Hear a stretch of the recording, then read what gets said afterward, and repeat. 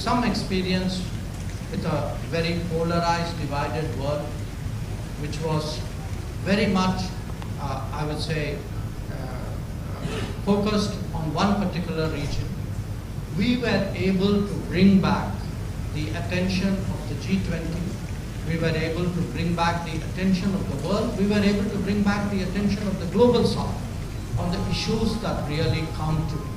And those issues are those of sustainable development goals, of clean and green growth, of women-led development, of health, energy and food security, of digital public infrastructure, of indeed of our way of life and of our planet's future, and of the fact that the growth of the majority of this planet should not be traded against arguments of the well-being of the planet.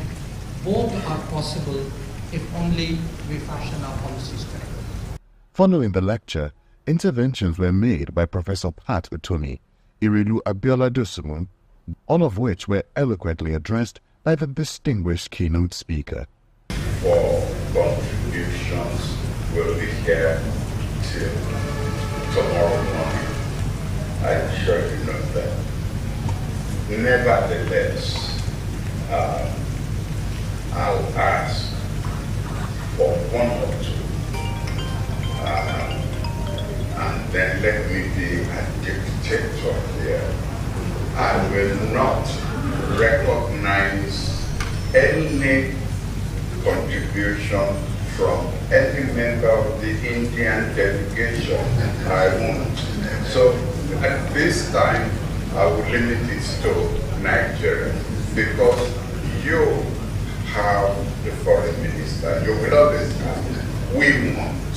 So permit me to ask Nigerians, one or two Nigerians,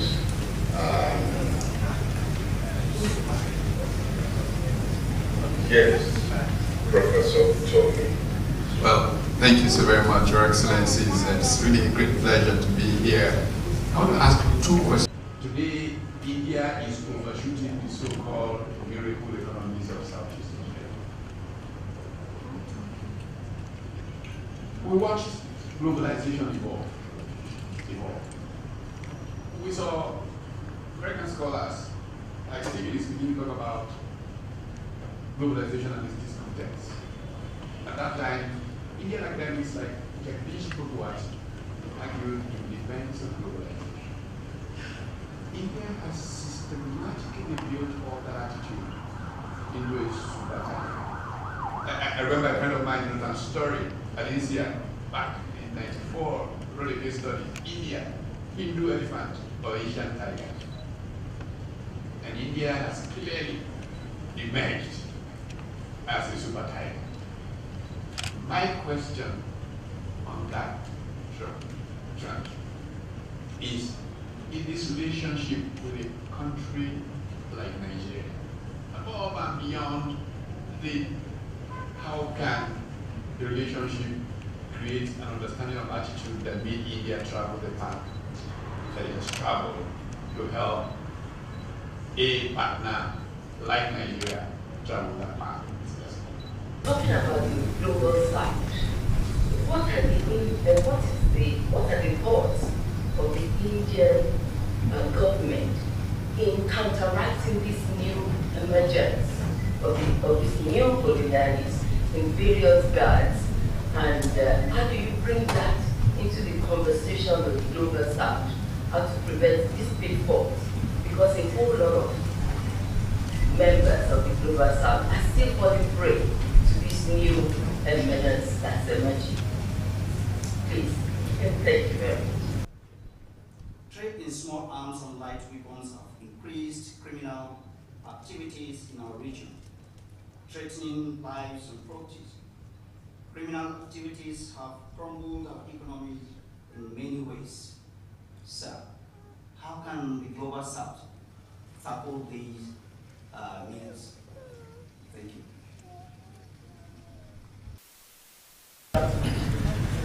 I think what has happened in India's case is it's not also that our path was always linear, predictable.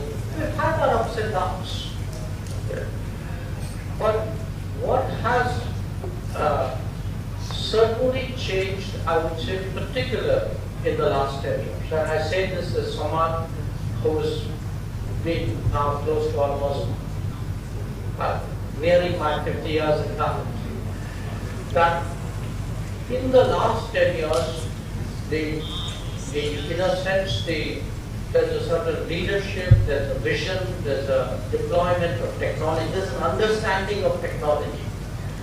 There is a kind of a energy in the society which has been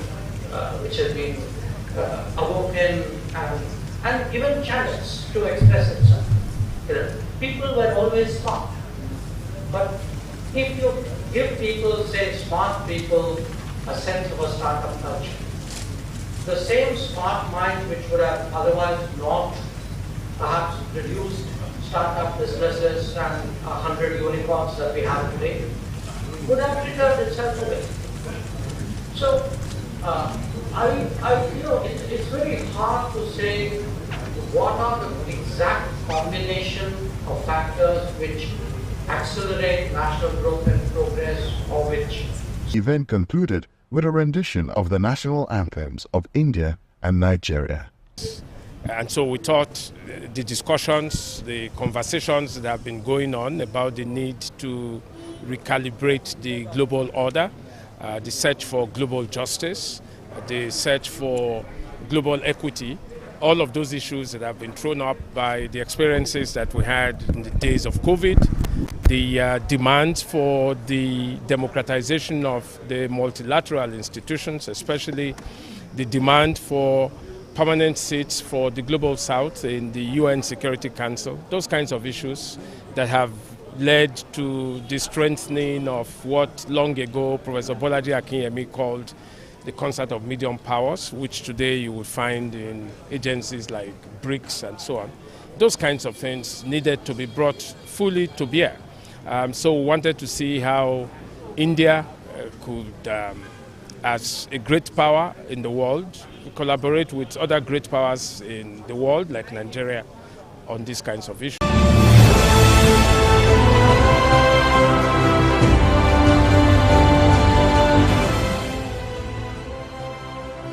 Anita Bakari, former Miss Tolotolo in the popular comedy series Papa Jasko in the 90s, is a graduate of dramatic arts from Obafemi Awolowo University.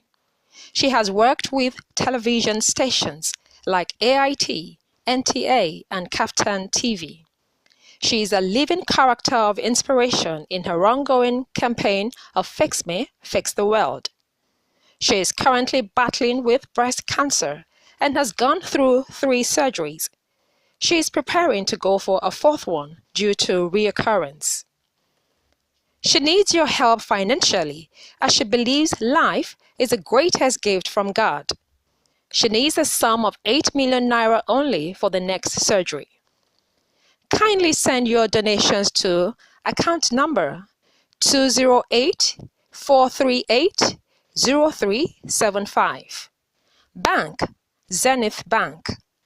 Account name, Eniton Bakari. Phone number 081-677-03975. Thank you for your help.